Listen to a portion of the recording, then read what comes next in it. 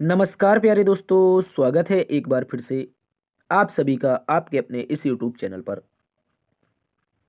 दोस्तों, आज की इस क्लास में हम आप सभी के लिए यूपी पुलिस भर्ती री एग्ज़ाम से रिलेटेड एक नए सब्जेक्ट की शुरुआत करने वाले हैं, जिसमें से प्यारे दोस्तों हमारा सब्जेक्ट रहेगा गणित यानी कि मैथ्स। प्यारे दोस्तों, हमने आपसे वादा किया था कि हम रीजनिंग के साथ साथ आपको मैथ की भी एक बेहतरीन सी क्लास करवाएंगे। तो प्यारे दोस्तों, आज की इस छोटी सी प्यारी सी एवं बेहतरीन क्लास में आप सभी का स्वागत है। दोस्तों, आज से हम मैथ की शुरुआत करेंगे और हमने आपसे कहा था 7, 8, 9, 10 ऐसे करके क्वेश्चनों को हम शामिल करेंगे और बहुत ही छोटी सी क्लास रहेगी। शॉर्ट ट्रिक के माध्यम से मैथ को समझने का प्रयास करेंगे। तो दोस्तों, बात करते हैं आज की इस क्लास में। आज हम मैथ का पार्ट नंबर 1 देखने वाले हैं और ये जो क्लास होगी आपकी यूपी पुलिस के री एग्जाम के लिए इंपॉर्टेंट होगी। आज की इस क्लास में कुछ इस प्रकार से प्रश्नों को देखेंगे। आपके सामने कुछ प्रश्न है। क्वेश्चन नंबर 3 बोला है निम्नलिखित समीकरण को हल कीजिए। यहाँ पर प्यारे दोस्तों एक बेहतरीन सा क्वेश्चन दे रखा है, इसको हम समझेंगे और बहुत ही शानदार तरीके से जानेंगे इसका उत्तर क्या होगा। इसके अतिरिक्त हम क्वेश्चन नंबर 5 को जानेंगे। दोस्तों, बोला गया है 10% वार्षिक ब्याज की दर से 3 वर्षों के लिए 2,000 रुपये के मूलधन पर चक्रवृद्धि तथा साधारण ब्याज के बीच का अंतर क्या होगा। तो प्यारे दोस्तों, आज की क्लास एक बेहतरीन क्लास होगी। शुरुआत करते हैं इस क्लास की। प्यारे दोस्तों, यदि आपको इस क्लास का पीडीएफ प्राप्त करना है, अगर आप इस क्लास का पीडीएफ चाहते हैं तो इसका अनसोल्ड पीडीएफ मिलेगा। प्यारे दोस्तों, कहां पर मिलेगा? तो DS sir official Telegram group पर। यहां पर इस प्रकार से आपको पीडीएफ और इस प्रकार से क्लास से संबंधित इंफॉर्मेशन उपलब्ध करवाई जाती है। तो आप इसको जरूर ज्वाइन कीजिएगा, आपके एग्जाम के लिए इंपॉर्टेंट रहेगा। चलिए शुरुआत करते हैं आज के पहले प्रश्न से। पहला प्रश्न प्यारे दोस्तों आप सभी के सामने है। एक बेहतरीन सा क्वेश्चन है, इसके बारे में जानेंगे। साथियों, प्रश्न को पढ़ेंगे, बिल्कुल भी नहीं घबराएंगे, एकदम आसान तरीके से इसको हम सॉल्व करेंगे। बोला है एक समुच्चय में 3 से शुरू होने वाले क्रमागत 5 पूर्णांक होते हैं। यदि समुच्चय में सबसे बड़ा पूर्णांक हटा दिया जाता है तो उस समुच्चय के औसत में कितने प्रतिशत की कमी आएगी। प्यारे दोस्तों, एक बेहतरीन सा क्वेश्चन है। इस क्वेश्चन में हम औसत को भी जानेंगे और साथ साथ हम परसेंटेज को भी जानेंगे। ठीक है, तो प्रश्नों के माध्यम से हम प्रैक्टिस सेट के माध्यम से इसकी शुरुआत करेंगे। सबसे पहले प्रश्न को देखिए। प्रश्न में बोला है 3 से शुरू होने वाले 5 क्रमागत पूर्णांक हैं। तो 3 की शुरुआत करेंगे, मतलब 3 होना चाहिए। क्रमागत है तो दोस्तों 4 भी होगा, 5 भी होगा, 6 भी होगा और 7 भी होगा।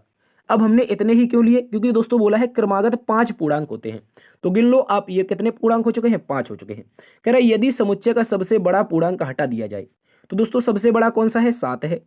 अगर हम इसको हटा देते हैं तो उस समुच्चय का औसत में कितने प्रतिशत की कमी आएगी।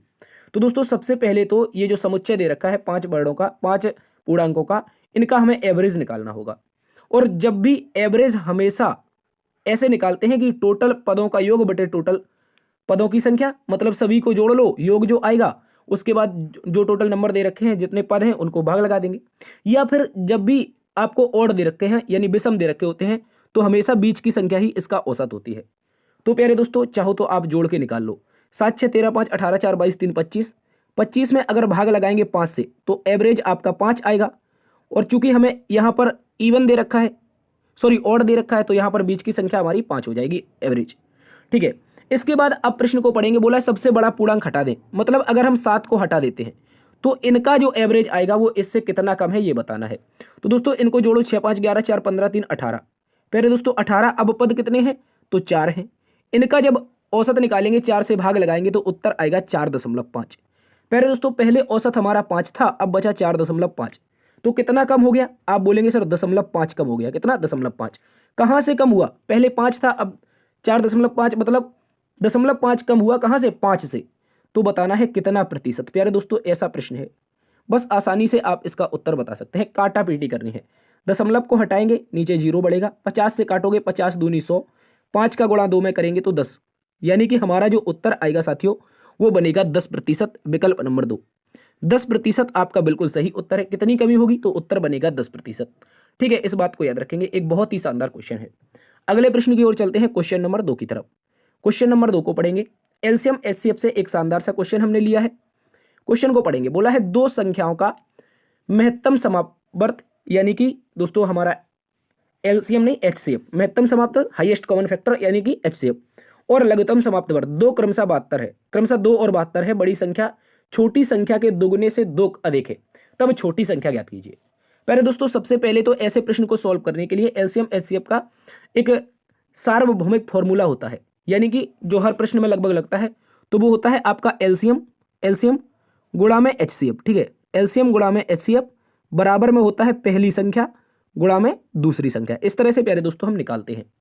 तो इसके लिए हम क्या करेंगे, इसके लिए देखो हमें एलसीएम भी दे रखा है, कितना है एलसीएम दे रखा है, पीछे क्रमशः दे रखा है, तो पीछे 72 एलसीएम है और आगे एचसीएफ है, यानी कि महत्तम समापवर्त 2 है। तो एलसीएम हमारा कितना है 72 है, एचसीएफ कितना है 2 है। भाई पहली संख्या तो हमें पता ही नहीं है, उसने बोला है बड़ी संख्या जो है छोटी संख्या के दुगने से 2 अधिक है। तो यहां पर हम मान लेते हैं माना कि पहली संख्या x है, तो दूसरी संख्या पहली जो बड़ी संख्या होगी यानी कि छोटी संख्या के दुगने से 2 अधिक, इसके दुगने मतलब 2x से 2 अधिक मतलब प्लस में 2। तो प्यारे दोस्तों बड़ी संख्या जो आएगी ये होगी और छोटी संख्या होगी ये। तो हम क्या करेंगे x का गुणा कितने में करेंगे 2x प्लस 2 में। ठीक है, इस बात को याद रखेंगे क्योंकि प्रश्न में बोला है बड़ी संख्या छोटी संख्या के दुगने से 2 अधिक है, तो इस कारण हमने इस तरह से इसको किया है। इसके बाद अब देखो इसमें क्या करेंगे 72, इसको ऐसे ही रहने दो, 72 गुणा में 2, उसके बाद बराबर में कर लो यहाँ पर 2x²। ठीक है, 2x², यहाँ पर क्या हो जाएगा 2x। ठीक है, 2x हो जाएगा और यहाँ पर हमारा हो जाएगा क्या, तो बोलेंगे सर 72 है, तो इसको ऐसे ही रहने दो, गुणा में 2 कर लो और यहाँ पर 2 कॉमन ले लो। दोस्तों यहाँ पर 2 कॉमन लेंगे आप लोग, 2 कॉमन लेंगे तो यहाँ पर क्या हो जाएगा x² और यहाँ पर प्लस में x हो जाएगा। अब देखो इस 2 से ये 2 कट जाएगा, अब उस साइड भेजेंगे तो ये क्या हो जाएगा x² प्लस में x और माइनस में 72 और बराबर में क्या हो जाएगा दोस्तों आप लोगों का हो जाएगा यहाँ पर 0। ठीक है, इस तरह से। तो अब इसके 2 फैक्टर निकालने हैं। 2 फैक्टर कैसे निकालेंगे भाई, यानी कि गुणा करने से तो माइनस का 72 होना चाहिए और जोड़ने या घटाने से आपका प्लस का 1। ये तो हम बचपन से समीकरण पढ़ते आ रहे हैं। ठीक है, इस बात को याद रखेंगे साथियों। या तो आप इसको बेसिक ऐसे कर सकते हो, या तो दोस्तों आप हिट एंड ट्रायल लगाओ। हिट एंड ट्रायल लगाते हैं तो आपका उत्तर आ जाता है। वैसे हम आपको बेसिक करके बताएंगे ताकि आप लोगों को हर किसी को ये प्रश्न समझ में आ जाए। तो बेसिक में क्या है 8 9 72 और 8 और 1 मतलब 9 में से 8 घटाएंगे तो 1 बचेगा। तो कहने का मतलब है यहाँ पर आएगा x² और यहाँ पर प्लस में आएगा 9x। ठीक है, और यहाँ पर आएगा हमारा 8x। ठीक है, और यहाँ पर आ जाएगा माइनस का 72 और बराबर में आ जाएगा 0। ठीक है, इस बात को याद रखेंगे। तो यहाँ से x कॉमन लेंगे, x प्लस 9 आ जाएगा। ठीक है, x प्लस 9 आ जाएगा। और दूसरी बात यहाँ पर देखेंगे, यहाँ पर अगर हम देखेंगे तो यहाँ पर हमारा 8 कॉमन ले लेंगे माइनस का, तो यहाँ पर भी x प्लस 9 आ जाएगा। देखो अब हमें लेना है पॉजिटिव वैल्यू, तो x बराबर 8 पॉजिटिव ले लेंगे। ठीक है, हमने एक स्टेप यहाँ पर गायब कर दिया है, एक स्टेप गायब है, तो यहाँ पर x बराबर 8 पॉजिटिव ले लेंगे। तो हमारी जो छोटी संख्या है, क्या बताना है छोटी संख्या ज्ञात कीजिए। तो छोटी संख्या पहले दोस्तों हमने तो x मानी थी, छोटी संख्या x मानी थी, तो x बराबर 8 हमारा सही उत्तर आ जाएगा विकल्प नंबर 3। क्या आ जाएगा साथियों, विकल्प नंबर 3 हमारा बिल्कुल सही उत्तर आ जाएगा। इस बात को याद रखेंगे। अगर दोस्तों बड़ी संख्या पूछ ले तो बड़ी संख्या क्या बताएंगे, आप बोलेंगे बड़ी संख्या 8 दूनी 16 और 2 जोड़ के 18। तो पहली अगर छोटी 8 है तो हमारी बड़ी क्या हो जाएगी 18 हो जाएगी। इस बात को याद रखेंगे, उत्तर आएगा विकल्प नंबर 3। अगले प्रश्न में आ जाते हैं। अगला प्रश्न क्वेश्चन नंबर 3 है, इसको देखेंगे। क्वेश्चन नंबर कह रहा है नीचे दिए गए प्रश्न को हल कीजिए। क्वेश्चन नंबर 3 में हल करने को बोला है, तो इस प्रश्न को गौर से देखो। यहाँ पर बहुत सारे अंडर रूट लगे हैं, आपको इस प्रश्न को देख करके बिल्कुल भी डरना नहीं है। क्या करना है, पहला अंडर रूट छोड़ दो। ठीक है, पहला अंडर रूट छोड़ दो। ये मान लीजिए पूरे में अंडर रूट लगा है, तो यहाँ पर 3 है, प्लस का दूसरा भी अंडर रूट छोड़ दो। ठीक है, यहाँ पर 27 है, प्लस का तीसरा ये पूरे में लगा हुआ है। ठीक है दोस्त, याद रखेंगे ये पूरे में लगा हुआ है। इसके बाद ये अंडर रूट आपका 73 है। क्या है 73 है, 73 और प्लस में प्यारे दोस्तों ये अंडर रूट का हम बाहर निकाल लेंगे। क्या आ जाएगा 64 का वर्गमूल निकालते हैं तो कितना आता है 8 आता है, तो ये 8 हो जाएगा। अब 73 8 जोड़ोगे तो 81 हो जाएगा।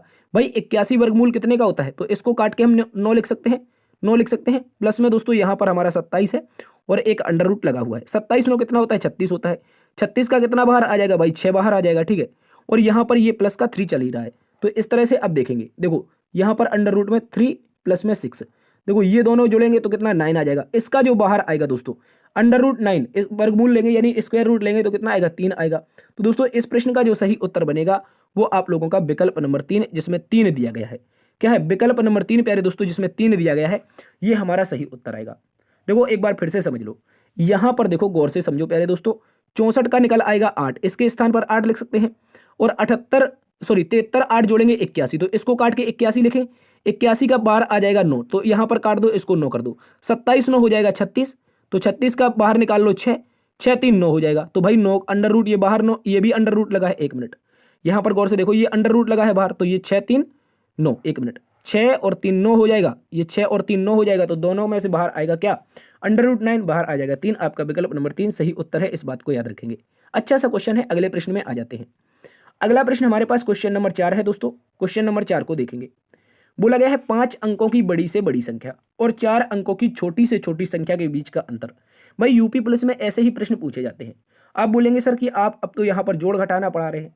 अपने अभी जो पेपर दिया था उसमें कई ऐसे प्रश्न थे प्यारे दोस्तों, एलसीएम एचसीएफ से आपने देखा होगा, देखते ही उत्तर आ रहे थे। तो यार यूपी पुलिस का लेवल भी कुछ ऐसा है, तो हम इस तरह से प्रश्नों को उसी क्रम में सॉल्व करेंगे, ठीक है, इस बात को याद रखेंगे। तो देखो 5 अंकों की बड़ी से बड़ी संख्या, भाई 1 अंक की बड़ी से बड़ी 9, 2 अंक की 99, 3 अंक की 999, 4 अंक की 9999 और 5 अंक की कितनी हो जाएगी, तो आप बोलेंगे 99999, यानी कि 5 बार 9 5 अंकों की बड़ी संख्या हो जाएगी। उसके बाद 4 अंकों की छोटी से छोटी संख्या, सबसे छोटी क्या हो जाएगी 4 अंकों की, भाई सबसे छोटी 1 अंक की 1 होती है, 2 अंक की 10 होती है, 3 अंक की 100 होती है और 4 अंक की 1000 होती है। तो दोस्तों इसमें से हमें घटा लेना है, इसमें से हमें घटा लेना है। जब हम यहाँ पर 99,999 में 1000 घटाएंगे तो जो हमारा उत्तर आएगा प्यारे दोस्तों वो आएगा 98,999। क्या आएगा 98,999। तो इस प्रश्न का जो प्यारे दोस्तों उत्तर आएगा वो आएगा 98,999, विकल्प नंबर 3। दोस्तों यहाँ पर दशमलव नहीं है, ये कोमा है, ठीक है, इस बात को याद रखेंगे। ये सभी में कोमा दे रखा है, दशमलव नहीं है, इस बात को याद रखेंगे। आपका जो उत्तर आएगा साथियों 98,999, ठीक है। अगले प्रश्न में चलते हैं। अगला प्रश्न प्यारे साथियों क्वेश्चन नंबर 5, एक प्यारा सा क्वेश्चन है, इसको देखेंगे। क्वेश्चन नंबर 5 बोला गया है साथियों 10% वार्षिक ब्याज की दर से 3 वर्षों के लिए 2000 रुपए के मूलधन पर चक्रवृद्धि ब्याज और साधारण ब्याज के बीच का अंतर निकालना है। तो दोस्तों सबसे पहले तो हम साधारण ब्याज निकाल लेंगे, उसके बाद हम निकाल लेंगे चक्रवृद्धि ब्याज, उसके बाद इन दोनों का डिफरेंस ले लेंगे, ठीक है, इस बात को याद रखेंगे। आसान है दोस्तों, ठीक है, इस बात को याद रखेंगे। कैसे करेंगे आप देखते जाइए और उसके साथ साथ अपने पेन कॉपी में सॉल्व भी करते जाइए। सबसे पहले देखो साधारण ब्याज यानी एसआई बराबर हमने एक फॉर्मूला पढ़ा है पहले दोस्तों, बचपन से पढ़ते आ रहे हैं, पीआरटी बटे में 100, ठीक है, इस बात को याद रखेंगे। तो साधारण ब्याज क्या होता है, एसआई होता है, सिंपल इंटरेस्ट, ठीक है, इस बात को याद रखेंगे। तो यहीं पर ये लगा दो, एसआई अगर ज्ञात करना है, पी हमें दे रखा है 2000, ठीक है, 2000 दे रखा है, इसको याद रखेंगे, और आर दे रखा है 10 और टी दे रखा है 3 साल, बटे में हो जाएगा 100, ठीक है, इस बात को याद रखेंगे। भाई 2 जीरो से 2 जीरो कट जाएगा यहाँ पर, ठीक है, गौर से देखो 2 जीरो से हमारा 2 जीरो कट जाएगा, यहाँ पर 20 और 10, 20 दम 200 और 200 तिया 600, यानी कि यहाँ पर हमारा जो एसआई आएगा प्यारे दोस्तों वो आ जाएगा 600, इस बात को याद रखेंगे। एसआई कितना आएगा साथियों 600 आएगा, इस बात को याद रखेंगे।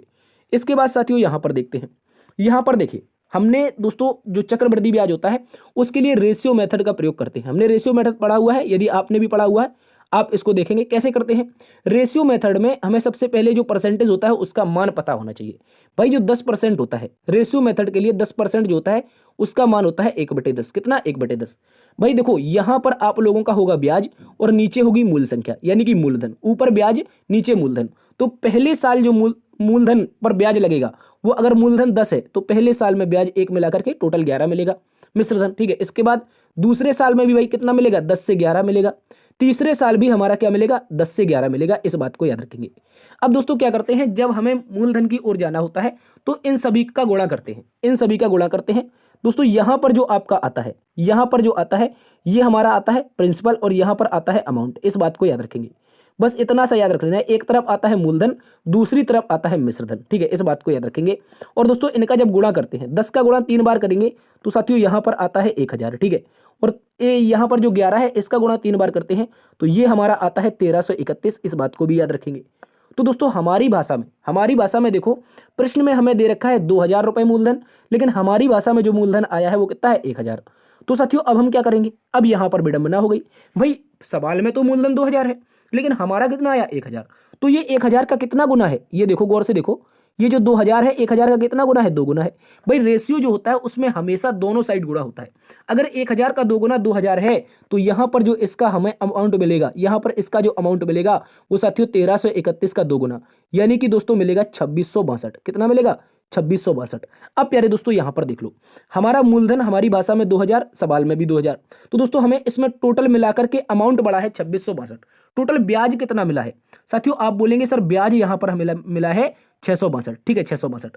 दोस्तों ये किस पर मिला था? ये हमें मिला है सीआई पर, यानी कि चक्रवृद्धि ब्याज पर। ठीक है, और यहां पर क्या था? यहां पर हमारा एसआई यानी साधारण ब्याज था। ठीक है, इस बात को याद रखेंगे। तो दोस्तों एक तरफ कंपाउंड इंटरेस्ट जो कि 662 है, और एक तरफ आपका सिंपल इंटरेस्ट जो कि 600 है। और वही तो निकालना था सर, चक्रवृद्धि ब्याज और साधारण ब्याज के बीच का अंतर। एक 600 है, एक 662 है। इन दोनों के बीच का अंतर कितना होगा? आप बोलेंगे सर 62 होगा। कितना होगा? 62। और इस प्रश्न का जो उत्तर बनेगा वो विकल्प नंबर 2 बनेगा। इस बात को याद रखेंगे। 62 रुपए प्यारे दोस्तों आप सभी का बिल्कुल सही जवाब है। इस बात को याद रखेंगे। ठीक है, तो उम्मीद करता हूं आपको ये समझ में आया होगा। यदि समझ में नहीं आया है तो आपसे निवेदन करेंगे कि दोस्तों इसको एक बार फिर से देखिएगा। ठीक है, इंपॉर्टेंट क्वेश्चन है, आपके एग्जाम के लिए क्वेश्चन पूछा जा सकता है, चाहो तो स्क्रीनशॉट ले सकते हो। अगले प्रश्न में चलते हैं, क्वेश्चन नंबर 6। एक बहुत ही प्यारा सा क्वेश्चन है, ये सिंपल इंटरेस्ट का है। इसको देखिए, बोला है ब्याज की दर ज्ञात कीजिए जब 1000 रुपए के मूलधन पर 5 वर्ष की अवधि में साधारण ब्याज 440 रुपए प्राप्त होता है। दोस्तों अभी तक हम क्या करते थे, अभी पिछले प्रश्न में जो हमने किया है उसमें हमने ऐसा ही ज्ञात किया है, जबकि यहां पर हमें ऐसा ही दे रखा है। तो दोस्तों क्या करेंगे, साधारण ब्याज बोला है तो दोस्तों ऐसा ही बराबर, अभी हम फॉर्मूला पीछे पढ़ के हैं, ऐसा ही बराबर क्या होता है, पी आर टी बटे में 100। इस तरह से होता है दोस्तों। इस तरह से जब होता है तो हम क्या करते हैं, इसमें ऐसा ही अब की बार में हमें गिवन दिया है, यानी कि गिवन है, दिया गया है। तो ऐसा ही कितना है दोस्तों, 440 है। ठीक है, इस बात को याद रखेंगे। बराबर में पी कितना है भाई, पी तो हमें पता है 1000 है सर। 1000 क्या करना है, आर ज्ञात करना है, क्योंकि दर को ही आर से रिप्रेजेंट करते हैं, तो दर ज्ञात करनी है। समय कितना है भाई, 5 वर्ष दे रखा है। इस बात को याद रखेंगे। बटे में 100। अब बस क्या करना है, काटा पीटी करनी है। काटा पीटी कैसे करते हैं, डबल जीरो से डबल जीरो। ठीक है, इस बात को याद रखेंगे। 1 जीरो से 1 जीरो। अब दोस्तों हमारा जो उत्तर आएगा, हमारा जो आर बराबर आएगा, तो दोस्तों यहां पर देखो, एक तरफ हमें 44 प्राप्त हुआ है। यहां पर देख लो, 1 मिनट, ये एक तरफ 44 प्राप्त हुआ है, दूसरी तरफ क्या है, 5R है। तो अगर आर बराबर निकालेंगे तो 44 बटे में क्या होगा, 5 होगा, यानी 5 होगा। तो दोस्तों जो हमारा आर परसेंट आएगा, 8 पंचे 40, दशमलव लगाओगे फिर से एक बार, 8 पंचे 40%, यानी कि दोस्तों 8.8%। आपका जो सही उत्तर आएगा साथियों वो आएगा 8.8%। तो कोई यहां पर दे रखा है विकल्प नंबर 3 में। साथियों एक बार फिर से हमारा जो उत्तर बनेगा विकल्प नंबर 3 बन जाएगा आपका 8.8%। तो प्यारे दोस्तों आज की इस क्लास में हम यहीं पर इसको विराम देते हैं, यानी कि आज मात्र 6 सवाल शामिल किए थे। एक छोटी सी प्यारी सी क्लास थी। उम्मीद करते हैं आज की क्लास आपको पसंद आई होगी। आपका कैसा रिस्पॉन्स रहा आप इस क्लास में बताएंगे, क्या इसको कंटिन्यू किया जाए? तो थैंक्स फॉर वॉचिंग। ठीक है दोस्तों, यदि सेशन पसंद आया है तो एक बार से लाइक कर दीजिए, अपने दोस्तों में सेशन को शेयर कर दीजिए, और चैनल सब्सक्राइब नहीं किए हैं तो इस तरह की निरंतर क्लासेस के लिए इसको सब्सक्राइब कर लीजिए। देखते रहिए आपका अपना परिवार लर्न विद डीएस सर। मिलते हैं एक नई क्लास में, तब तक के लिए अपना ख्याल रखना। जय हिंद, जय भारत।